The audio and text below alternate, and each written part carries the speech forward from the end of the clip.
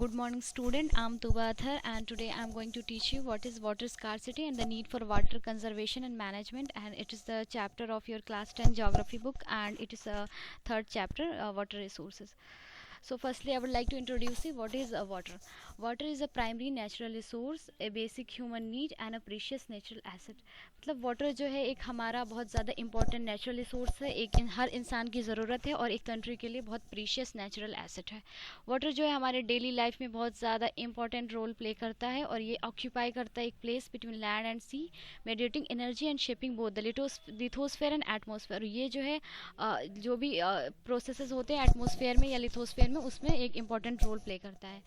Water जो है इसका यूज़ जो है वो ट्रेमेंडस इंक्रीज़ इन पॉपुलेशन की वजह से बढ़ता जा रहा है और हम वाटर को यूज़ करते हैं ड्रिंकिंग के लिए, पर्सनल हाइजीन के लिए, डोमेस्टिक कंजम्पशन के लिए, irrigation, industrial work, generation of hydel power etcetera, इन सब में हम वाटर का यूज़ करते हैं।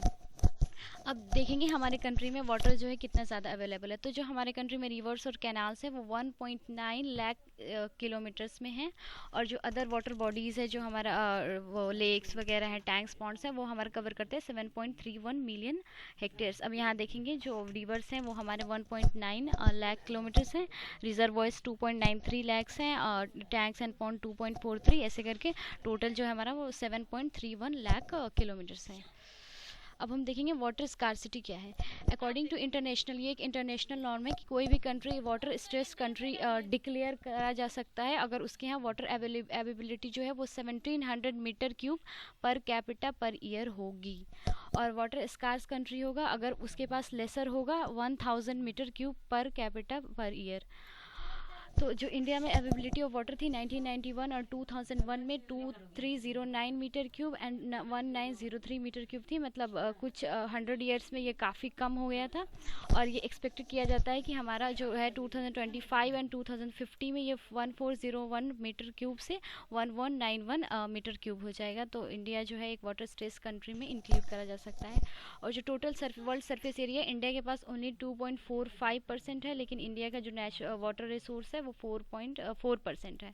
और इंडिया में जो वाटर पाया जाता है मेनली टू फॉर्म में, एक तो सरफेस हो गया जैसे हमारे river, canals, tanks, ponds etcetera, और एक ग्राउंड वाटर है जो एक्वीफर के फॉर्म में हमारा जो है लिथोस्फेयर के नीचे है। अब हम देखेंगे कि इंडिया में वाटर रिसोर्स कितना है, मतलब कहाँ से आता है। तो ये एनुअल प्रेसिपिटेशन जो है ये परसेंटेज में दिया हुआ है, और यहाँ पे क्वांटिटी दी हुई है। तो एनुअल प्रेसिपिटेशन जो है वो हमारा 100% है, मानसून में हमें 25% मिल जाता है, एवापोरेशन जो है हमारा 53% होता है, average annual potential in river में हमारा 46.7% होता है, ये यूजेबल वाटर है वो हमारा 28.1% है। फिर हमारा एस्टिमेटेड वाटर नीड इन 2050 जो है 129, मतलब इससे ज़्यादा होगा, जितना है हमारा उससे ज़्यादा होगा, और जो डेफिसिट होगा वो हमारा 29% होगा, मतलब हमें वाटर की कमी होगी 2050 में। और इंटरलिंकिंग जो है वो हमारा 17.8% है। अब जो मैक्सिमम रिजर्व्स है इंडिया में ग्राउंड वाटर के वो हमारा Indo Gangetic and Brahmaputra plain में है, और कुछ जो है हमारा पेनिसुलर रीजन में है, उनके पास भी अच्छा खासा वाटर रिसोर्स है। अब हम देखेंगे कि वाटर स्कारसिटी इंडिया में कैसे इमर्ज हुई, क्योंकि हमने पहले देखा कि इंडिया जो 1901 और उससे के बाद भी इंडिया में अच्छा खासा वाटर अवेबिलिटी थी। लेकिन क्या हुआ इंडिया में, जब इंडिपेंडेंस के बाद क्या हुआ कि इंडिया में मैसिव इंडस्ट्रियलाइजेशन और अर्बनाइजेशन हुआ, जिसकी वजह से अपॉर्चुनिटीज़ तो बढ़ी, लेकिन इसका क्या आफ्टर मैथ क्या हुआ कि हमारे जो इंडस्ट्रीज, जो एवर इंक्रीजिंग इंडस्ट्री थी, इन्होंने वाटर पे बहुत ज़्यादा प्रेशर वो एग्जर्ट करना शुरू कर दिया, जिससे हमारा वाटर जो है डिप्लीट होने लगा। इंडस्ट्रीज जो है being heavy users of water also require water to run them. तो इंडस्ट्री ने वाटर को दो तरह से यूज़ करना शुरू करा, जिसकी वजह से वाटर जो है हमारा स्कारसिटी होने लगी, और अर्बन सेंटर्स जो हमारे बढ़ने लगे, जिनसे पॉपुलेशन बढ़ने लगी, तो उससे क्या उनकी अवेबिलिटी और उनकी फैसिलिटीज़ को मीट करने के लिए क्या हुआ कि हमारा वाटर कम होने लगा। फिर वाटर जो है दूसरी वजह ये कि वाटर जो है हमारा बहुत पॉल्यूट होता जा रहा है, जो डोमेस्टिक और इंडस्ट्रियल वेस्ट हैं, केमिकल्स, पेस्टिसाइड्स हैं, फर्टिलाइजर्स हैं, ये सब जो है हम क्या करते हैं वाटर बॉडीज़ में फेंक देते हैं, उसकी वजह से जो है वाटर पॉल्यूटेड हो जाता है और वो अनफिट फॉर यूज़ हो जाता है। अब हम देखेंगे इंडिया में जो वाटर डिमांड है वो बढ़ता जा रहा है, क्योंकि इंडिया की पॉपुलेशन जो है वो बढ़ती जा रही है। तो इंडिया में क्या होगा कि 2050 में जो इरिगेशन 2010 में 688 था बिलियन क्यूबिक मीटर में, 2025 में ये 920 बिलियन क्यूबिक मीटर हो जाएगा, और 2050 तक आते आते 1072 बिलियन क्यूबिक मीटर हो जाएगा। ऐसे जो है टोटल जो है हमारा वो 1447 बिलियन क्यूबिक मीटर हो जाएगा। तो ये है कि इंडिया की रिवर जो है वो हाईली पॉल्यूटेड, जैसे गंगा जो है ये one of the most polluted river में आती है। फिर rapid growth of population, industrialisation, urbanisation, इनकी वजह से क्या हुआ है, हमारा per capita availability of water जो है वो रिड्यूस हो गया है। और पॉल्यूशन जो है रिवर्स का, लेक्स का, पॉन्ड्स का, फर्दर इस सिचुएशन को उन्होंने ख़राब कर दिया, वाटर स्कार्सिटी को और ऑगमेंट करा है।